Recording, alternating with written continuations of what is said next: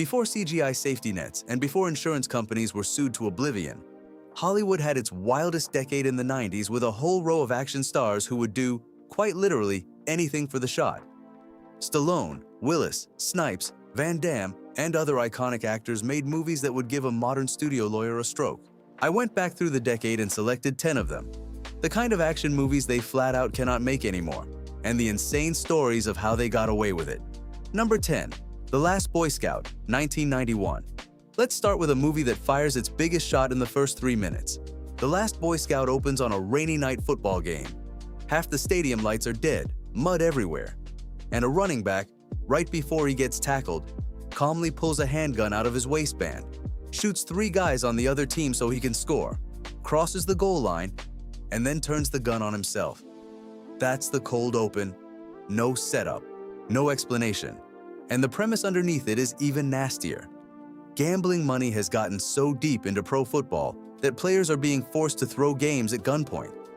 A movie pitches that today, the studio calls it an optics problem. In 1991, screenwriter Shane Black just called it the opening scene. Remember that name, Shane Black.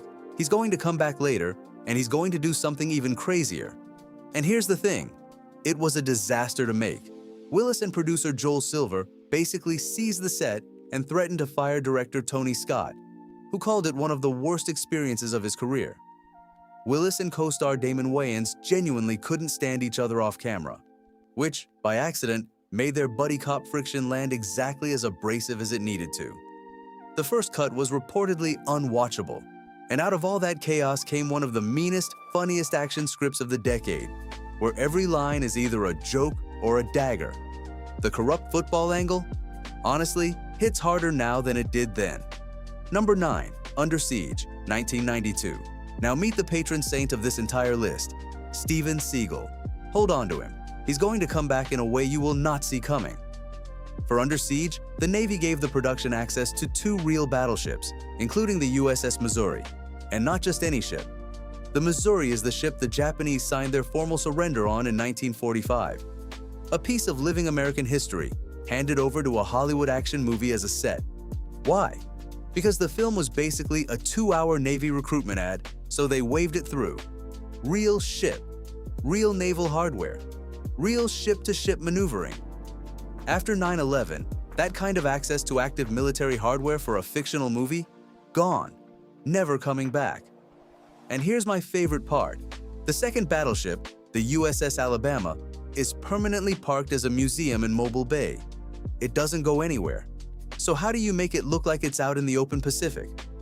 You build a giant structure around the entire exterior of the ship and hang an enormous black cloth all the way around it to block out the city lights of Mobile.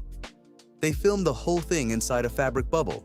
Meanwhile, Gary Busey, playing the second villain, decided on his own to do half his scenes in drag as a character he called Nancy, and the studio kept it.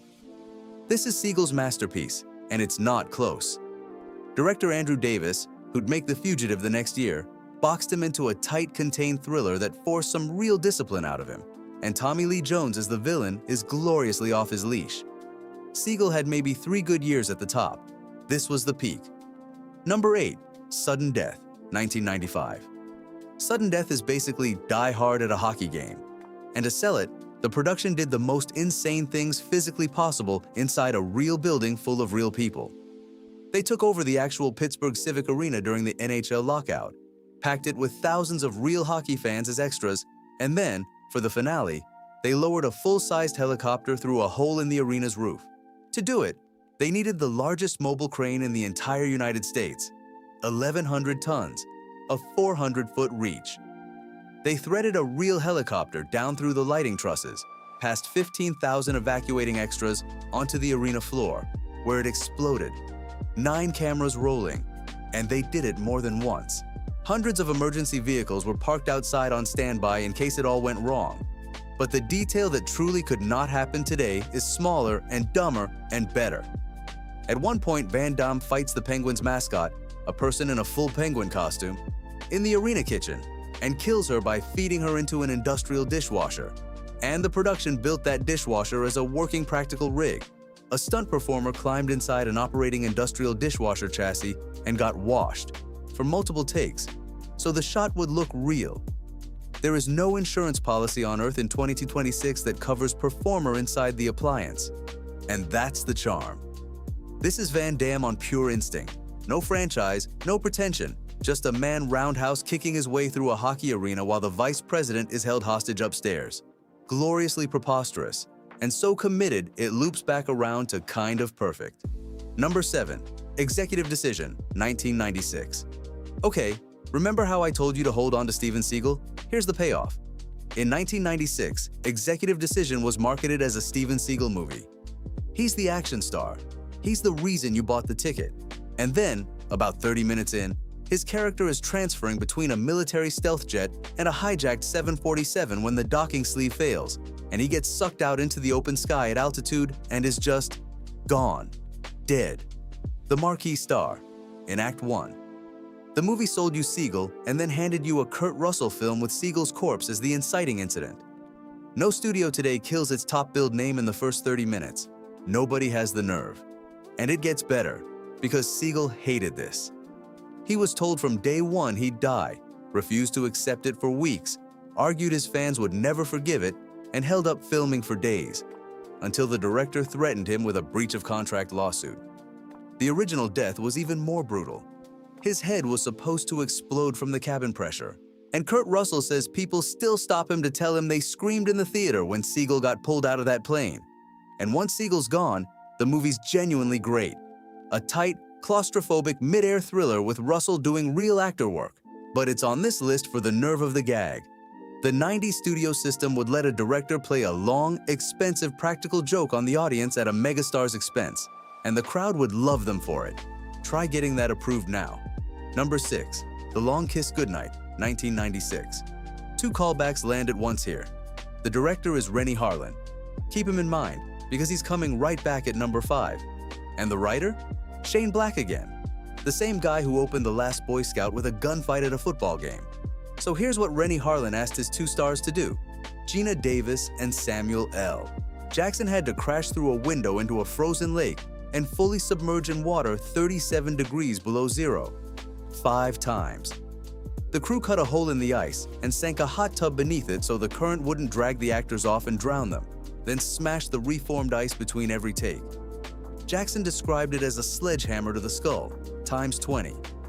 Davis said after the first plunge, she couldn't see, hear, or think. 5 takes, because the director needed coverage. No insurer live signs off on a lead actor in a frozen lake at 37 below. And the Shane Black part. His script for this sold for $4 million, the biggest spec script sale in Hollywood history at the time.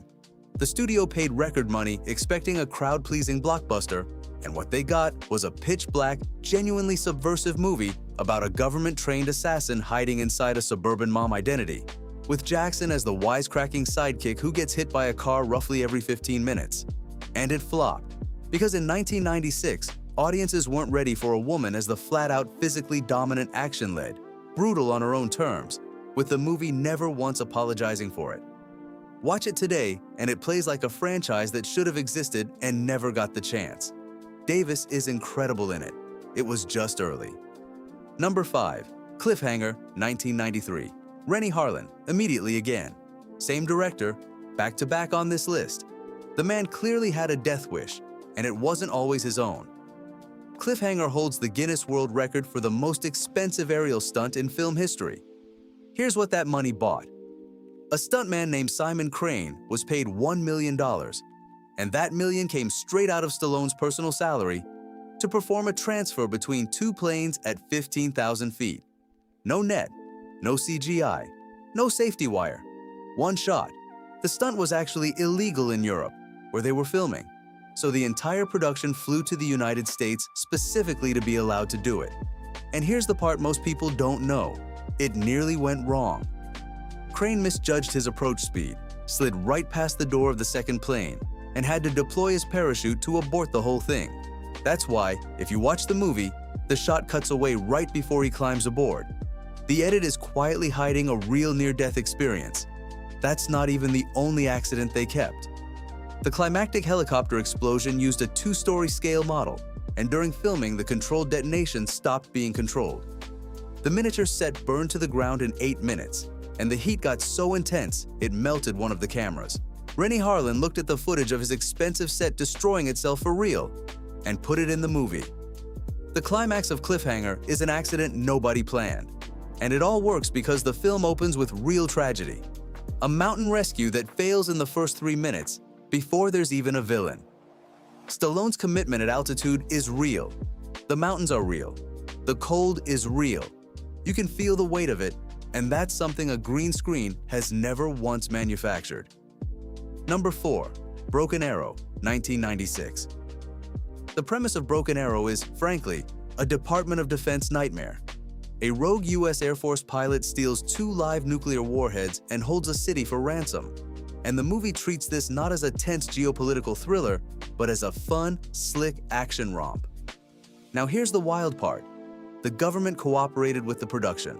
They provided real B-2 stealth bomber access and real military advisors, apparently without fully clocking that the script they were assisting was essentially a step-by-step manual for stealing a nuclear weapon, played for popcorn entertainment. There is a very specific window, after the Cold War ended, before 9/11 changed everything, where Hollywood could wave a flag and get a nuclear bomber in the frame. That window slammed shut, and it is never reopening. The premise and the access both died in 2001. This is also peak John Woo with an American budget, which means at one point Travolta detonates a tactical nuke inside a canyon, and the movie just keeps going. The shockwave knocks people flat. They get back up. It might be the most casually apocalyptic action beat ever put on film, and Travolta, who trained to genuinely fly for the opening, is the whole show. His villain, Vic Deakins, has this cheerful, well-dressed malevolence, a guy enjoying his own villainy like a great meal. That register of bad guy just doesn't exist anymore. And Woo stages every desert set piece with a spatial clarity that's a genuinely dying art. Number 3. Demolition Man, 1993. Here's a fact that should not be true. Wesley Snipes moved so fast during the fight choreography on Demolition Man that the cameras physically couldn't keep up.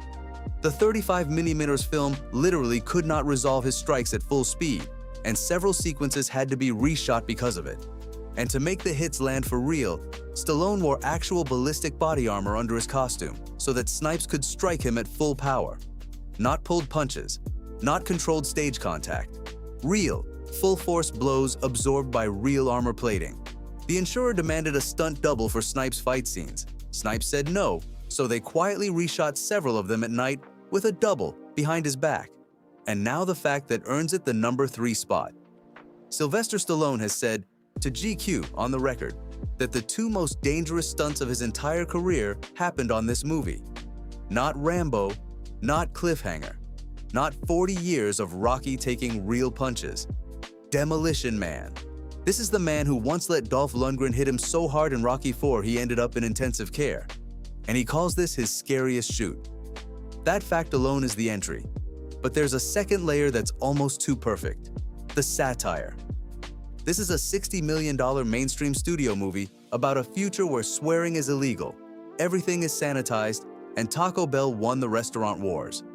A big dumb action comedy openly mocking the exact kind of risk-averse, sanded-down corporate culture that would, years later, make it impossible to produce a movie like Demolition Man. It predicted and roasted its own extinction. Snipes' Simon Phoenix, bleached mohawk, cackling through every scene, is one of the great underrated villains of the decade. The whole thing is funnier, smarter, and angrier than its reputation ever gave it credit for. Number 2. Air Force One, 1997. Air Force One is what happens when a studio at peak confidence builds a thriller around the biggest movie star on the planet, and then refuses to fake anything. They hired an actual Boeing 747, repainted it in full Air Force One livery, and shot the stunt sequences on and around the real aircraft, in the air. There's a moment where the plane veers down a runway and nearly clips another aircraft, filmed at real speed, then slowed down in post to look even more dangerous. They got a real C-130 Hercules for the mid-air hostage exchange. A real human being was at the controls of a real 747 while filming scenes of a presidential plane being torn apart by terrorists. After 9/11, the FAA's rules around filming large commercial aircraft in distressed flight scenarios over civilian airspace effectively made every bit of that illegal. This movie lives in a window that closed forever 4 years after it came out. and the man at the center of it actually knew what he was doing. Harrison Ford holds a real pilot's license and multiple aircraft ratings, and he lobbied director Wolfgang Peterson to let him fly the 747 himself. Peterson, sensibly, said absolutely not. So Ford just went and sat in the cockpit during off hours to get a feel for the thing. That confidence you see on screen isn't entirely acting. As Ford put it, you're flying the airplane or you're not. The camera doesn't change the physics. And then there's the line. Get off my plane. 5 words. Zero waste. Total conviction.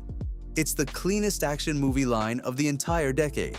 This is the last time Harrison Ford operated at full, undiluted movie star wattage before the franchise era swapped character out for brand. One plane, one clock, one hero. It is exactly as good as you remember. Number 1. Braveheart, 1995. And here it is. Every other film on this list got here on a stunt, a premise, or a star doing something an insurer would faint at. Braveheart has all of that. And then one more thing that puts it on top. Scale that is now, genuinely, structurally impossible. The battle scenes use real armies.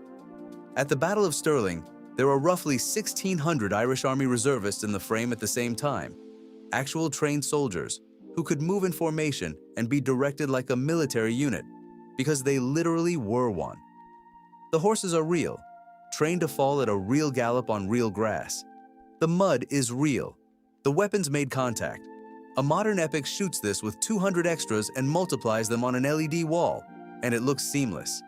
And you would still feel the difference in your chest, because 1,600 real bodies hitting each other at full speed creates a kind of chaos no computer has ever been able to fake. And the most famous shot in the film? Gibson got it by putting his camera operators at ground level, on foot, directly in the path of the charge, and telling them to hold their positions as 1,600 men sprinted straight at them and broke around them at the very last second, like water around a rock. Several operators got hit. He kept the footage. There is no safe version of that shot. There is only the shot Mel Gibson took. Now here's the closer, the reason this is number 1 and nothing else. Remember how I keep mentioning lawyers and insurers who hadn't been burned yet? This is where that bill comes due. Multiple horses were injured in those battle sequences, in ways that today would trigger an instant production shutdown and an animal cruelty investigation. The welfare oversight that now governs this stuff didn't operate with that kind of authority on a 1995 international shoot. And after Braveheart, the combination of cost, logistics, and new animal welfare regulation made this exact approach legally and financially untenable for everyone who came after. Troy, Kingdom of Heaven, 300. Every single historical epic that followed went to CGI armies, and the reason they had to is Braveheart. The film was so big, so dangerous, and so real that it set the conditions that made itself the last of its kind. It made the rules that ended it. And Mel Gibson did all of this while starring in it, calling action, running into frame to deliver Wallace's battle cry, then sprinting back to the monitor. He won Best Director and Best Picture for a movie that, today, could not legally be approved. That's not just the best entry on this list. That is the entire argument of this video, standing in one muddy field, surrounded by 1,600 soldiers. So that's the list. And here's what they all have in common. They came out of a window that's now closed. No CGI to hide behind. Insurance companies that hadn't learned to say no yet. And a generation of action stars who jump in the frozen lake, board the second plane, and stand in the path of the charge. Because that was the job. These movies aren't just entertaining. They're evidence that era ever existed. So I want to hear from you. Which one of these made your jaw drop the most? Which insane 90s stunt did I leave off the list? Because I know I missed some. And be honest, did you scream in the theater when Siegel died? Drop it in the comments. I read every one. That's it from the booth. Go thread one of these back up tonight. They hit even harder when you remember nobody could get away with making them now. This has been Victor at Picture Recall. Lights up.